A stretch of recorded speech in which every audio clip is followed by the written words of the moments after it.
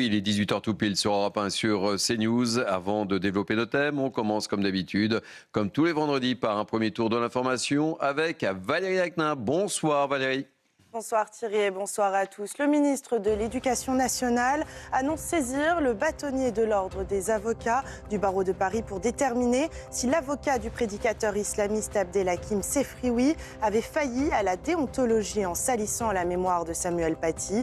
Maître Francis Villemain avait déclaré que le professeur procédait à la discrimination des élèves musulmans, un manque de délicatesse, de courtoisie, de mémoire et de modération selon Édouard Geffray, qui ajoute que ces propos ont été tenus à l'extérieur du prétoire. Actualité politique, Gabriel Attal officialise sa candidature à la présidentielle de 2027. Déclaration faite par le patron de Renaissance lors de son déplacement dans l'Aveyron. Parce que j'aime profondément la France et les Français, a-t-il scandé. Gabriel Attal ajoute en avoir marre de cette politique française et des 50 nuances de gestion du déclin. Nos plus belles pages sont à écrire et le meilleur est devant nous, dit-il.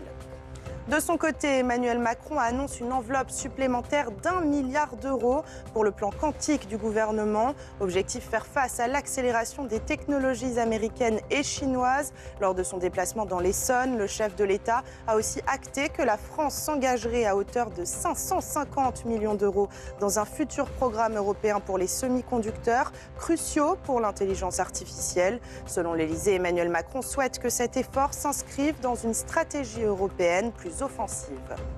Au palais de l'Élysée, une perquisition a été menée dans le cadre des investigations sur l'attribution des cérémonies d'entrée au Panthéon.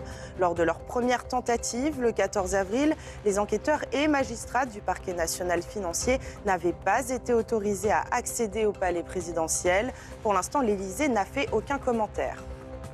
Actualité internationale et le conflit au Proche et Moyen-Orient. Le chef de la diplomatie américaine met la pression sur ses alliés de l'OTAN, disant qu'il faudra répondre aux inquiétudes de Donald Trump concernant la guerre. Le président américain ne décolère pas depuis que l'Europe a refusé de s'engager à ses côtés contre l'Iran. De leur côté, les pays européens sont désorientés suite aux annonces de la Maison-Blanche d'envoyer 5000 soldats supplémentaires en Pologne, après avoir annoncé début mai le retrait de 5000 militaires américains en Allemagne. Pour terminer, une pensée pour notre confrère Christophe Glaise, toujours détenu en Algérie. Je rappelle qu'il a été condamné en décembre dernier à 7 ans de prison. Il a renoncé à son pourvoi en cassation, ouvrant la voie à une possible grâce du président algérien. Il faut le rendre non pas à la France, mais à sa mère, déclare le ministre de la Justice Gérald Darmanin. CNews et Europe 1 continuent de réclamer sa libération immédiate et sans condition. Et on continuera à le faire évidemment. Et je crois que ce soir, à l'occasion du match final de Coupe de France entre Nice et Lens, il y a quelque chose de prévu autour de Christophe Glaise, me semble-t-il. Merci mille fois en tous les cas pour ce point sur l'information. Je vous présente l'équipe qui m'entoure ce soir sur Europe 1 et sur CNews. Les fidèles, Véronique Jacquier, bonsoir, ravi de vous retrouver. Bonsoir Thierry, bonsoir à tous. Et Louis de Ragnel, Bonsoir, notre spécialiste politique sur Europe 1. On va parler, et un candidat de plus, on en parlera dans quelques instants. Ça va être toutes les semaines. Là. Toutes les semaines, eh oui, il y a du monde sur la ligne de départ. Dounia Tangour est avec nous également. Bonsoir ma chère Dounia. Marc Varnaud, chef d'entreprise, toujours un bonheur de vous avoir avec nous. Bonsoir Thierry, merci. On va commencer avec cette affaire. On peut dire qu'il y a l'affaire Brouel maintenant, évidemment. Les langues se délient. Et puis on va écouter Flavie Flament, qui a décidé donc de déposer plainte et qui s'est exprimé ce matin. Et je vous propose d'écouter un premier extrait sur pourquoi avoir décidé de médiatiser, puisqu'à l'époque, on écoutera une autre de ses interventions. Elle avait 17 ans à l'époque où il y a eu cette affaire avec Patrick Brouel. Mais tout d'abord, pourquoi avoir décidé de médiatiser maintenant ? Ça fait une semaine précisément que la plainte a été médiatisée. J'avais porté plainte avant, mais j'ai décidé de la médiatiser il y a précisément une semaine, parce qu'il se passe depuis une semaine tant de choses. Il se dit tant de choses. J'ai voulu laisser faire, parce que je pense que ce qui se passe aujourd'hui, d'un point de vue médiatique et à l'échelle nationale, c'est ce qui se passe aussi parfois dans les foyers, dans les institutions, lorsque des victimes qui sont anonymes osent porter plainte enfin. Et ensuite, parce qu'on ne parle pas dans le bruit. maintenant que j'ai parlé, je le vis comme une forme de soulagement. Vous savez, la parole, c'est quelque chose d'absolument fascinant, la parole des victimes, et je pense que toutes celles qui m'écoutent le comprennent, et tous ceux d'ailleurs, hein, parce que des hommes sont victimes aussi. Notre parole, c'est quelque chose que l'on fait taire dans un premier temps et que l'on doit gérer ensuite. On vit avec une parole étouffée en nous. À partir du moment où on décide qu'elle sortira, là, il y a quelque chose de fou, parce que cette parole, elle porte le mal qu'on nous a fait. Flavie Flament, Louis, la parole se libère. C'est vrai qu'on pouvait légitimement se poser la question pourquoi elle décide de déposer plainte alors que les faits remontent à un grand nombre d'années. Et c'est un sujet qui objectivement est très complexe. Il y a beaucoup de victimes de viol qui mettent pas mal d'années avant de déposer plainte. Là où le sujet est complexe, c'est que vous avez évidemment la parole de Flavie Flament, et ça se trouve, tout ce qu'elle dit est vrai. Mais il est possible que tout ce qu'elle dit ne soit pas totalement vrai, voire soit faux. J'ai réellement... Et il y a toujours la présomption d'innocence. Réellement aucun avis sur le sujet. Donc de l'autre côté, moi je pense que tout l'enjeu, c'est que la justice aille très vite dans ce type d'affaires pour pouvoir essayer d'établir des faits ou pas et rendre une décision. Parce que toute cette attente, tout ce délai est épouvantable pour les deux parties. Comme je ne sais pas qui a raison et qui a tort, je pense que le temps qui passe, le temps d'attente, ne participe pas à la manifestation de la vérité. Et en même temps, là où je nuance, j'apporte juste une toute petite nuance à ce que je dis, parce que je les mets pas, je les envoie pas du tout côte à côte. C'est que quand il y a une ou deux plaintes, on peut se dire voilà, on attend vraiment de voir la justice. Là, s'agissant de Patrick Bruel, il y a quand même énormément et la parole de se libère, témoignages. Voilà. Alors, soit c'est plein de gens qui racontent des bêtises, soit je pense qu'il faut tendre l'oreille et quand même prendre au sérieux le témoignage, la plainte d'un certain nombre de personnes, au moins pour voir ce qu'elles ont à dire. Mais voilà, encore une fois, moi, j'ai toujours détesté les cabales, quelle qu'en soit la nature. Donc moi, avant d'avoir un avis précis, définitif, je vais attendre de voir ce que dit la justice. Et c'est peut-être sage aussi. Véronique Jacquier. Oui, il y a deux dimensions dans cette affaire Bruel. La première, c'est la libération de la parole, et Flavie Flament le dit très justement, c'est-à-dire qu'elle a besoin d'exprimer le mal qu'elle a gardé en elle. Il faut qu'il sorte, ce mal. Donc c'est une parole qui est vraiment catharsique. On parle, c'est comme si finalement on arrivait à se laver et à retrouver de la pureté. Et ça, c'est propre à notre époque. On est dans un monde où règnent les émotions, et on a besoin comme ça de se laver et de le faire savoir sur la place publique. Ça n'existait pas, évidemment, il y a quelques années et en d'autres temps. Donc ça, c'est nouveau. La deuxième chose qui découle de la première, c'est que on entretient finalement cette libération de la parole, et ça a quelque chose d'assez malsain vis-à-vis de la personne qui est visée, parce qu'elle est présumée innocente. Alors je suis d'accord avec Louis, plus de 31 personnes qui disent avoir été violées par Patrick Bruel, ça commence à faire vraiment beaucoup. Cela dit, il est présumé innocent, et pour que les choses se passent bien, et pour faire éclore la vérité, je me demande s'il ne faudrait pas que les victimes, ou les témoins en l'occurrence pour l'heure, ne soient pas habilités à parler une fois que la personne est mise en examen. Ça assainirait sans doute les choses, c'est-à-dire la personne est mise en examen, donc il y a eu une enquête, donc il y a des faits, il y a quelque chose de probant, et à partir de ce moment-là, effectivement, vous pouvez dire votre vérité sur la place publique. Là, on est dans un entre-deux qui finalement engendre quelque chose d'assez malsain. Marc, très rapidement, on va marquer une pause, mais on continuera le débat après, évidemment. Marc. Je suis partagé parce qu'on a vu tellement d'excès des deux côtés, d'ailleurs, de ceux qui abusent de leur célébrité pour profiter, triple guillemets, de la faiblesse des femmes, et des femmes qui, tout d'un coup, pensent accéder à la célébrité en accusant Pierre-Paul Jacques de viol. Donc, je ne veux pas me prononcer là-dessus, je ne sais pas où est la vérité. Ce qui est certain, c'est que lorsque vous êtes très connu, depuis des dizaines d'années, que vous êtes un séducteur patenté, ben forcément... la statistique, elle n'est pas de votre côté pour ne pas avoir de problème, quel que soit votre comportement. Donc ça, c'est certain. Après, d'avoir 12 plaintes, c'est beaucoup, et à la fois, c'est très peu par rapport à la vie qu'il a eue. Dans le même temps... Attention, parce que là, on parle de mineurs. Ces 12 plaintes sont un appel d'air, et tout le monde sait très bien que 12 plaintes, c'est le top départ, en réalité. C'est ce qui s'est passé avec PPDA, c'est ce qui s'est passé avec plein d'autres personnes qui ont été accusées à tort ou à raison d'avoir abusé de leur position et d'avoir, dans certains cas, violé. Donc je pense qu'il faut être très prudent, parce que la médiatisation de ce type d'affaires ne bénéficie jamais à la vérité. On marque une pause, on écoutera un autre extrait de Flavie Flament, où elle parle effectivement de cette fameuse scène, lorsqu'elle avait 16 ou 17 ans. Et on reviendra également sur l'action politique avec vous, Dunia Tangour. On marque une pause sur Europe 1 et sur CNews, on se retrouve très vite, à tout de suite.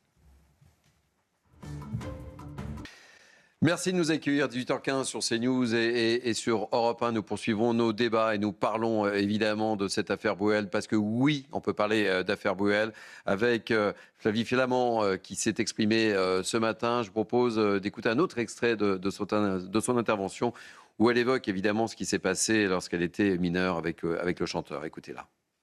Je me souviens de Patrick Bruel appelant chez mes parents. Je me souviens de ma mère dans tous ces émois parce qu'il avait appelé. J'étais comme toutes les gamines, j'écoutais Patrick Bruel. Je l'avais rencontré en fait sur un plateau de télévision parce que Laurent Boyer, à cette époque-là, me permettait d'assister à ses émissions. Et un jour, en fait, j'ai rencontré Patrick Bruel sur le tournage d'une de ses émissions. Et quelques mois après, voilà, je me suis retrouvée rue Jussieu, quoi. Non, ça n'était pas un copain, c'était une star pour moi. Et je suis rentrée dans cet appartement, il m'a proposé un thé. Je me suis dit, mais le thé, c'est une boisson de vieux. Ouais. Et j'ai pas osé dire non, et donc j'ai bu ce thé. Et après, j'ai sombré dans un trou noir, ce que j'appelle le blackout. Et je me suis réveillée. C'est fou d'ailleurs, je me suis réveillée, mon esprit s'est réveillé, mon corps ne répondait pas.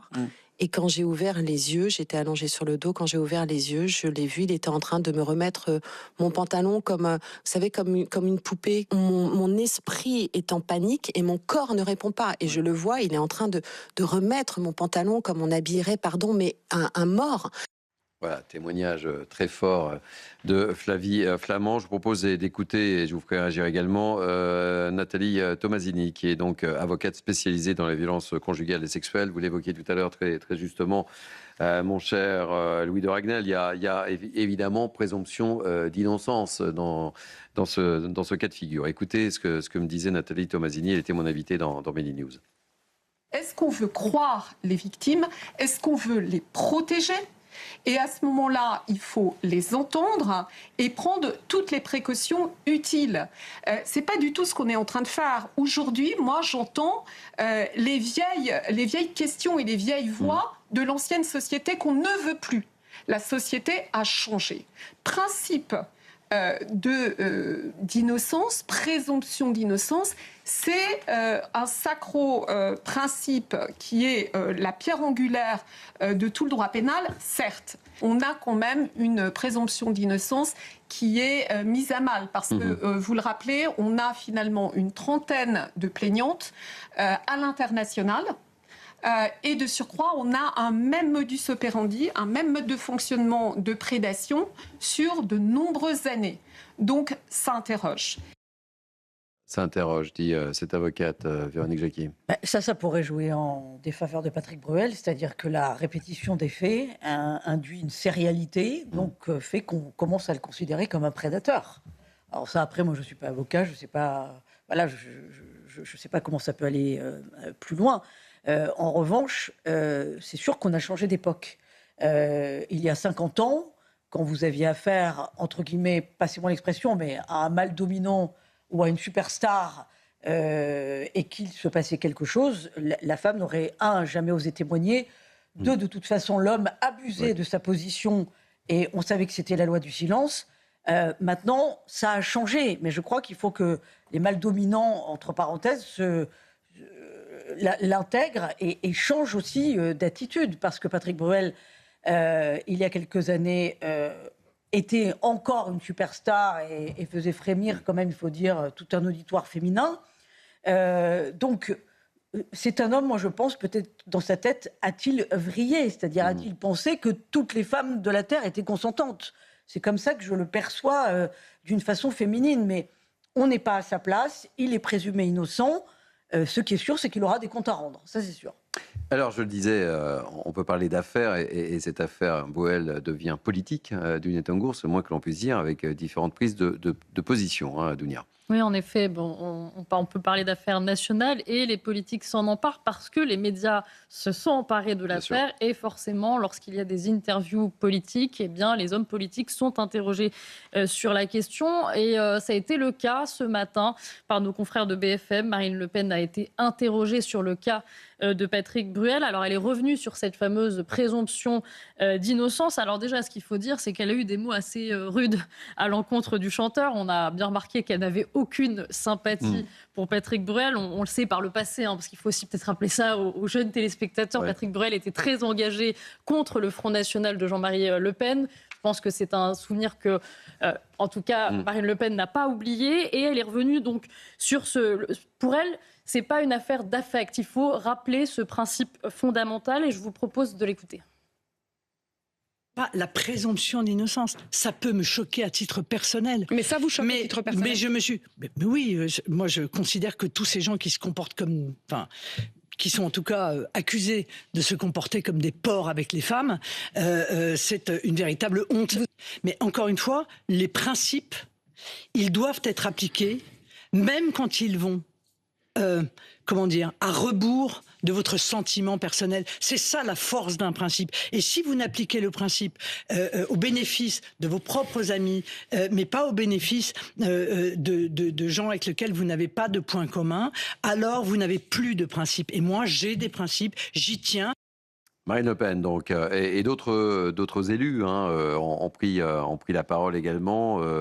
Et puis, on verra également, parce que Patrick Bruel est au théâtre. Il y a une tournée également qui se produit. Et il y a quelques questions légitimes qui se posent dans certaines villes, tout en sachant, il est important de le rappeler, que Patrick Bruel est le producteur de ses propres spectacles aussi.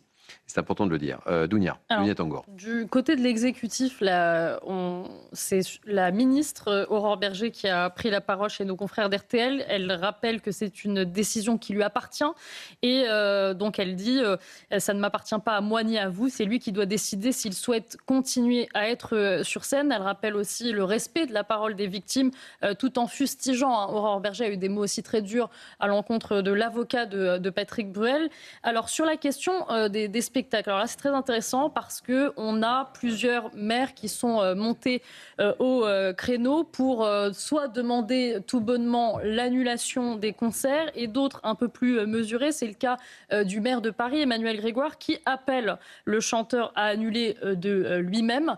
Donc la question du maintien des concerts de Patrick Bruel va être très importante parce qu'on s'en souvient dans l'affaire Gérard Depardieu, il y avait aussi la question des manifestations en face des salles de spectacle. Et je pense que c'est là qu'il y aura une bascule. Pour l'instant, ce n'est pas vraiment le cas. En tout cas, de ce qu'on voit, c'est qu'il n'y a pas véritablement de manifestations de collectifs féministes qui sont devant le théâtre. Ça avait été le cas avec Gérard Depardieu. Ce n'est pas le cas pour Patrick Bruel. Ça interroge sans doute les collectifs féministes ou sur la personnalité, en tout cas, de Patrick Bruel. Donc, autant dire que là, les féministes n'ont pas décidé, en tout cas pour l'instant, d'appeler à un boycott des concerts de Patrick Bruel. Mais il faudra être très vigilant sur ça parce que ça a son effet. Parce que vous voyez, le public continue à venir tout en s'interrogeant sur est-ce qu'on doit y aller. Les acteurs aussi qui jouent avec... Parce que là, c'est une pièce de théâtre, il n'est pas seul. Il est avec d'autres comédiens. Et c'est vrai que ça met un peu tout le monde dans l'embarras, il faut le dire.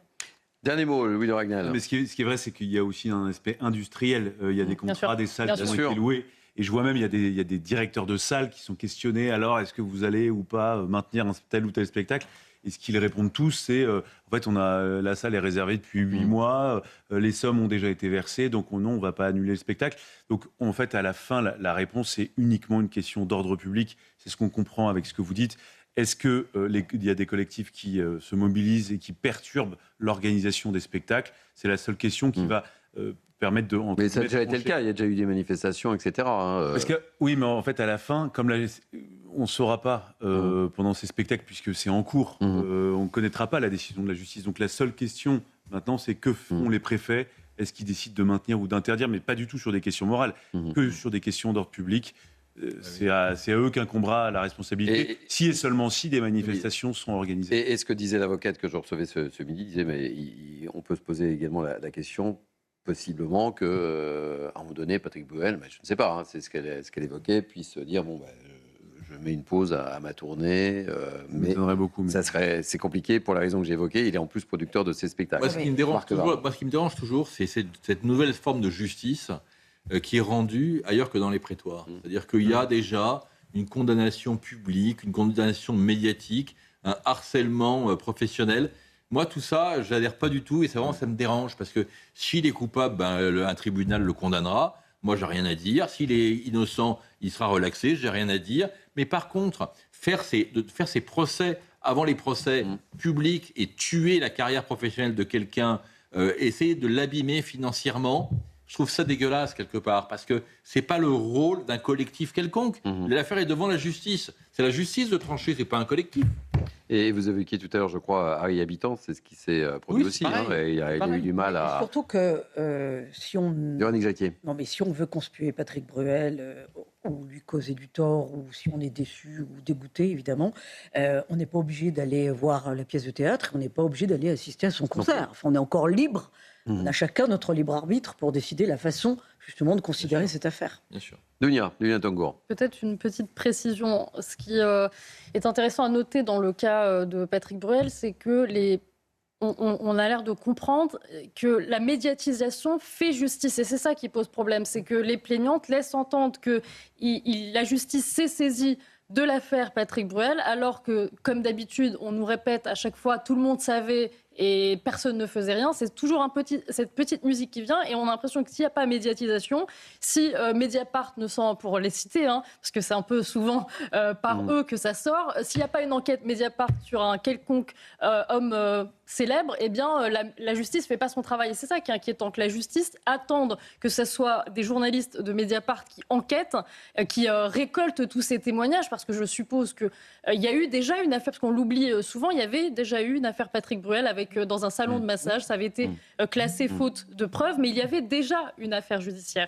Donc, vous voyez, c'est pas nouveau, mais moi, ce qui me dérange un peu, c'est que ce soit les journalistes qui, finalement, font le travail des enquêteurs. Et pour terminer, Flavie Flament a également rappelé que Patrick Bruel et David Hamilton, puisqu'il y avait l'affaire David Hamilton, n'étaient pas les seuls à lui avoir fait subir des violences sexuelles. Et elle a déclaré également, je parlerai lorsque ce sera le moment.